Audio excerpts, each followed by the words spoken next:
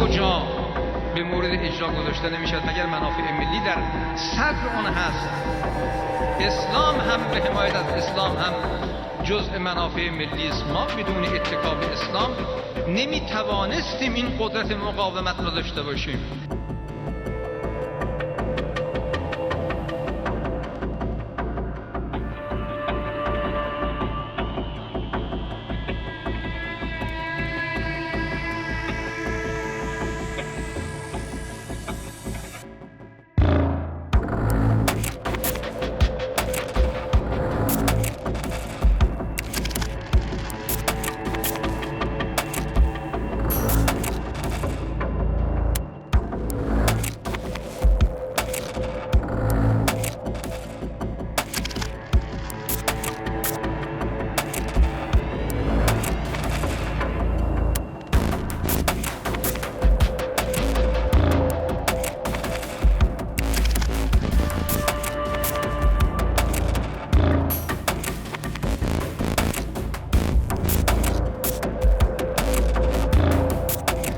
این کسانی که مرجع تقلید دارن، اون مرجع تقلید در روز قیامت شفاعت از اینها میکنن.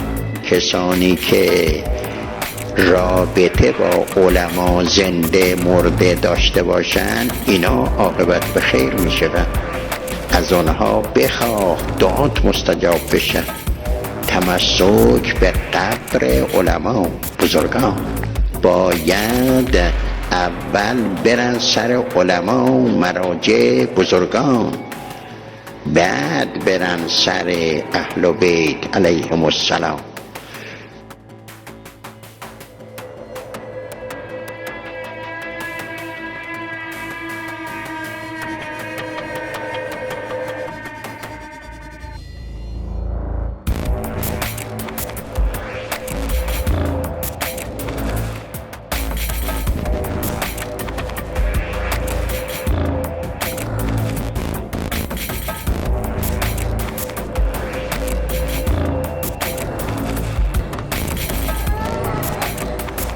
همینطور که هم فرمودن از اوجب واجبات هست. حتی اگر خدای نکرده این عرفان ما، سلوک ما بخواد صدمه به این نظام مقدس جمهوری اسلامی بزنه، یقینا این عرفان رو زیر پا میذاره. همچنان که از اوجب واجبات چه فرمودن همین برمیاد، یعنی که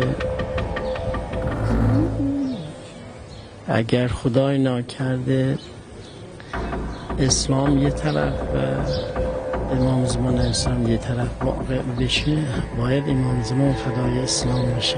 اوجب واجبات همین معنا رو میده.